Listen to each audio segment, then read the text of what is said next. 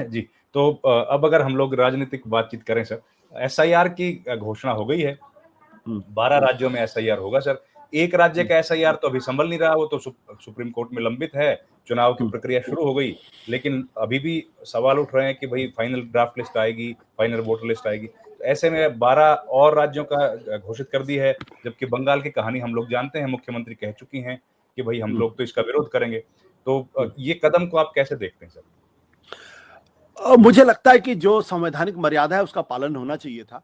कम से कम election commission को इस बात का ख्याल रखना चाहिए कि जब मामला सुप्रीम कोर्ट में लंबित है तो सुप्रीम कोर्ट से जब तक इस मामले में कोई अंतिम फैसला ना आ जाए तब तक उसका इंतजार करना चाहिए था, क्योंकि सुप्रीम कोर्ट में बहुत चिंताएं एसआईआर को लेके थी। जैसे बिहार के अंदर जो एसआईआर हो रहा था उसकी टाइमिंग को लेके वहाँ पे चिंता थी, जिस मेथोडोलॉजी को इस्तेमाल किया गया था उसको लेके वहाँ पे चिंता थी, जिस तरीके से आधार कार्ड को एक्सेप्ट नहीं किया गया था उसको लेके चिंता थी, जिस तरीके से सिटीजनशिप को जांचने की कोशिश की जा रही थी उसको लेकर चिंता थी। तो ऐसे बड़े गहरे सवाल हैं। और जो ड्राफ्ट लिस्ट आई थी और अंतिम लिस्ट आई थी उसको लेकर भी सुप्रीम कोर्ट के अंदर चिंताएं थी। उस पर कई सवाल गहरे गहरे गहरे खड़े हुए थे। तो मेरा मेरा सोचना यह था कि कम से कम इलेक्शन कमीशन को इस बात का इंतजार करना चाहिए था। और अगर देश के अंदर संवैधानिक संस्थाएं एक दूसरे का सम्मान नहीं करेंगे, आपको अच्छी तरीके से याद होगा कि सुप्रीम कोर्ट चाहती तो इलेक्शन कमीशन को ऑर्डर पहली ही हियरिंग में दे सकती थी आधार कार्ड को लेके, लेकिन उसने इंतजार किया और अंत में जब उनको लगा कि चुनाव आयोग बिल्कुल उनकी बातों को नहीं मान रहा है तब जाके उन्होंने आधार कार्ड को एक्सेप्ट करो ये उन्होंने ऑर्डर पास किया था। तो अगर चुनाव आयोग इंतजार करता तो बेहतर रहता। दूसरी बात क्या है कि अगर आपको एसआईआर करना ही था तो दो चीजों का ख्याल रखना चाहिए। एक तो पूरे देश में एक साथ करवा देते तो कोई दिक्कत वाली बात नहीं होती। आप कुछ राज्यों में करवा रहे हैं, कुछ राज्यों में नहीं करवा रहे हैं। जैसे 12 राज्यों की बात, 12 छोटे बड़े राज्यों की और यूनियन टेरिटरी की बात की गई है, तो पूरे देश के अंदर करवा लेने से क्या फायदा होता भाई? अगर बिहार में अगर एसआईआर हो रहा है तो उत्तर प्रदेश में उसका कोई फर्क तो पड़ने वाला नहीं, आप उत्तर प्रदेश में उसी के साथ कर सकते हैं। अगर आप तेलंगाना में कर रहे हैं तो तमिलनाडु और दूसरे राज्यों में भी एक साथ करा सकते हैं। तो ये पिक एंड चूज क्यों हुआ, मुझे ये बात समझ में नहीं आई है। दूसरी बात, अब वो जो कह रहे कि हम असम का भी नहीं करा सकते क्योंकि उसको लेके कुछ और दिक्कतें हैं। भाई आपको इतना वक्त हो चुका था, असम को लेके आप दो टूक फैसला कर सकते थे। फिर महाराष्ट्र को लेके जो है कि महाराष्ट्र ने कहा कि भाई हम अभी एसआईआर नहीं करा सकते।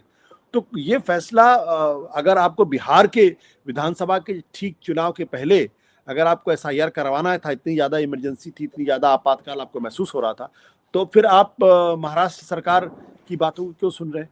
फिर वहां भी आप कराइए।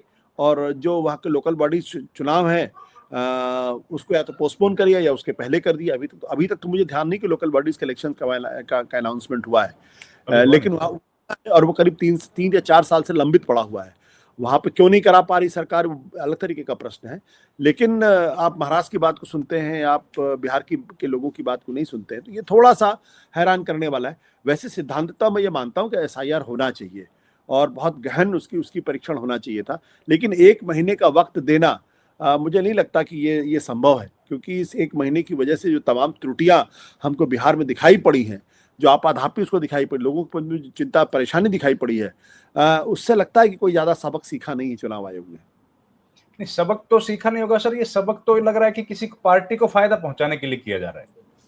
बिल्कुल। और इस पूरे एक्सरसाइज का जो सबसे सबसे ट्रेजिक, सबसे त्रासद पहलू वो यही है कि एक परसेप्शन लोगों के मन में बनता जा रहा है कि कहीं ना कहीं ये एक सत्ताधारी पार्टी को फायदा पहुंचाने के लिए तो नहीं किया जा रहा है। और जो वोटर लिस्ट बन रही है उस वोटर लिस्ट में कहीं ऐसे लोगों को तो नहीं नाम हटाया जा रहा है जिनका विपक्षी पार्टियों के साथ सरोकार है या जिनके बारे में कहा जाता है विपक्षी पार्टी को वोट करते हैं।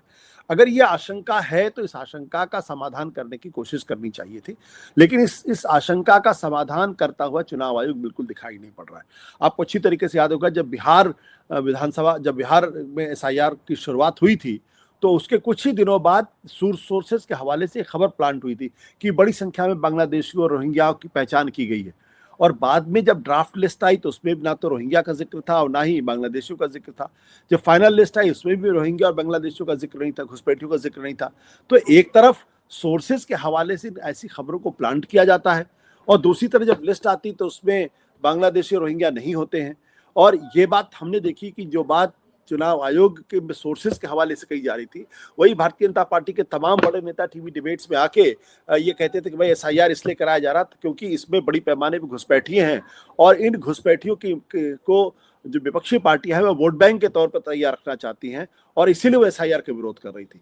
अगर एसआईआर लेकिन जब एसआईआर की लिस्ट आती है, फाइनल लिस्ट आती है, तो उसमें बांग्लादेशी भी गायब होते हैं, रोहिंग्या भी गायब होते हैं। तो ये चीजें जो है कहीं समझ में नहीं आती और इसकी वजह से पूरा पूरा ये शक होता है, संदेह होता है कि क्या चुनाव आयोग निष्पक्ष भी है, निष्पक्ष नहीं है। क्या वाकई में जो आरोप उसके ऊपर लग रहे हैं कि वो एक राजनीतिक पार्टी या सत्ताधारी पार्टी को फायदा पहुंचाना चाहता है, क्या उस पर विश्वास करने का मन नहीं करता है। तो मुझे लगता है इन सवालों के जवाब खोजने चाहिए थे और बिहार को एक टेस्ट केस के तौर पर या पायलट प्रोजेक्ट के तौर पर देखना चाहिए था और उसमें जो कुछ भी जो कुछ भी कमियां, खामियां, गड़बड़ियां, त्रुटियां दिखाई पड़ रही थी उसका निराकरण करने की कोशिश करनी चाहिए थी, लेकिन वैसा होता हुआ दिखाई नहीं पड़ रहा। ऊपर से फिर अमित शाह का बयान आ जाता है सर कि इस बार हम लोग 2 फेज में इलेक्शन कर रहे हैं बिहार में और अगर हमारी सरकार बन गई तो एक ही फेज में करेंगे। तो ये भी तो कहीं ना कहीं अपनी जो ड्यूटीज हैं उनका एनक्रोचमेंट कर रहे हैं चुनाव आयोग की ड्यूटीज का, या एक ही है दोनों, फर्क ये भी नहीं समझ आता लोगों को। नहीं, मुझे तो नहीं लगता कि इस तरीके का बयान देश के गृह मंत्री को देना चाहिए। राजनीतिक पार्टियों का ये विशेषाधिकार तो है नहीं कि चुनाव कब हो, कैसे हो, कितने दिन हो। ये विशेषाधिकार तो चुनाव आयोग का विशेषाधिकार है। चुनाव आयोग तय करेगा कि जो मौजूदा परिस्थितियां हैं उन परिस्थितियों के हिसाब से कब, कैसे और किस तरीके से चुनाव। मुझे अच्छी तरीके से याद पड़ता है कि जब 2001 या 2 की बात होगी, उन दिनों जिम लिंगडो मुख्य चुनाव आयुक्त हुआ करते थे और गुजरात में दंगा हुआ था और उस दंगे की वजह से वहां जबरदस्त तरीके से तनाव था, पोलराइजेशन था, ध्रुवीकरण था और उस वक्त नरेंद्र मोदी वहां के मुख्यमंत्री थे और बार बार वो चुनाव आयोग पे दबाव डाल रहे थे कि आप फौरन चुनाव कराइए। और जिम लिंगडो ने साफ तौर पे कहा था कि चुनाव तो हम तब कराएंगे जब हम सेटिस्फाई हो जाएंगे कि चुनाव उचित माहौल में हो रहा है और लेवल प्लेइंग फील्ड है। और उनके ऊपर और उसके बाद जिस तरीके से लिंगडो साहब के ऊपर हमला किया गया, खुद मुख्यमंत्री उस वक्त नरेंद्र मोदी ने हमला किया था, उनका नाम लेके उनके ऊपर हमले किए गए थे, उनकी क्रिश्चियन आइडेंटिटी को सवाल खड़ा करने की कोशिश की गई थी, उनको सोनिया गांधी से जोड़ा गया था, तमाम बातें की गई थी। लेकिन लिंगडो साहब टस से मस नहीं हुए। उन्होंने कहा चुनाव आयोग तो मैं तब कराऊंगा जब मुझे उचित लगेगा, ये मेरा प्रेरोगेटिव है। तो एक राजनीतिक दल, सरकार कैसे ये कह सकती है हम एक चरण में कराएंगे या 2 चरण में कराएंगे। तो इससे इस बात की पुष्टि तो होती है कि चुनाव आयोग और सत्ताधारी पार्टी दोनों एक ही थैली के चट्टे बट्टे हैं, एक ही सिक्के के 2 पहलू हैं। और अगर ये संदेह पैदा होता है तो उसमें गलत क्या है, क्योंकि आप खुद उसके लिए जिम्मेदार हैं, आप खुद इस तरीके के बयान दे रहे हैं। ऊपर से जो बयान दे रहे हैं गिरिराज सिंह, उस पर कार्रवाई नहीं होती है सर। बिल्कुल, आपको तो अच्छी तरीके से याद होगा कि 2024 के लोकसभा चुनाव के दौरान जिस तरीके से प्रधानमंत्री जी ने स्टेटमेंट दिया था, घुसपैठियों का जिक्र किया था, मंगलसूत्र का जिक्र किया था और यहाँ तक कि अमित शाह और ने यहाँ तक कहा था या इस तरीके की बातें की गई थी कि अगर ये इंडिया गठबंधन के लोग आ जाएंगे तो राम मंदिर को जो है वो एक बार फिर से डिमोलिश कर दिया जाए, इस तरीके की बातें की गई थी। या ये कहा कि अगर इंडिया गठबंधन के लोग आएंगे तो फिर देश के अंदर शरिया कानून लागू हो गया था। किसी नेता के खिलाफ कोई कार्रवाई नहीं हुई थी और बल्कि सबसे हास्यास्पद बात ये थी कि जिन प्रधानमंत्री नरेंद्र मोदी जी को इलेक्शन कमीशन की तरफ से नोटिस जाया जाना चाहिए था, वो नोटिस उनको न जाके पार्टी के अध्यक्ष को दिया गया कि अब आप जाके प्रधानमंत्री जी से बात करें। अरे एक ऑफेंस हुआ है तो ऑफेंस जो जिसने किया है उसको उससे जवाब तलब होना चाहिए, उससे सवाल जवाब होने चाहिए थे। और मैंने तो इलेक्शन कमीशन कवर किया जब टीएन सेशन उस वक्त थे, जब लिंगडो साहब थे, तब मैंने इलेक्शन कमीशन कवर किया है और मुझे अच्छी तरीके से याद है कि अगर जो ऑफेंस करता था या जिसके बारे में माना जाता था उसने उल्लंघन किया है, नोटिस उसको जाता था, उससे जवाब तलब होता था, उससे खिलाफ कार्रवाई होती थी। यहाँ तो प्रधानमंत्री जी से या तो सवाल पूछने की हिम्मत नहीं है या फिर चुनाव आयोग पूरी तरीके से दबा हुआ है, डरा हुआ दिखाई पड़ता है और इसलिए उसने बजाय प्रधानमंत्री को नोटिस देने के उसने पार्टी के अध्यक्ष को दे दिया।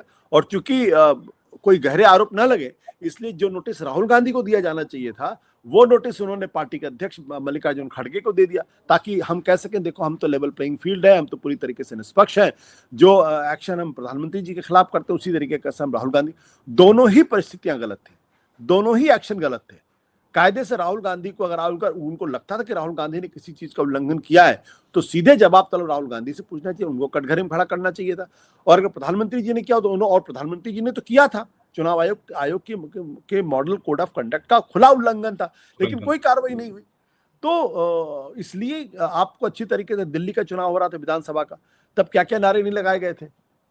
तो और प्रवेश वर्मा ने नारे लगाए थे, आपके यहाँ तक कि अमित शाह जी ने यहाँ तक कहा कि इतना कस के बटन दबाओ कि करंट जो है वो शाहीन बाग को के पक्ष वालों को लगे। तो अब मुझे लगता है चुनाव आयोग सिर्फ एक चुनाव कराने की मशीन पर रह गया है। उसकी मर्यादा, उसकी जो नैतिकता है, उससे उसका कोई लेना देना दूर दूर तक नहीं है। और अगर ये आरोप लग रहे हैं कि वो एक राजनीतिक पार्टी को, सत्ताधारी पार्टी भारतीय जनता पार्टी को फायदा पहुंचा रहे हैं, तो इसमें गलत कुछ भी नहीं है।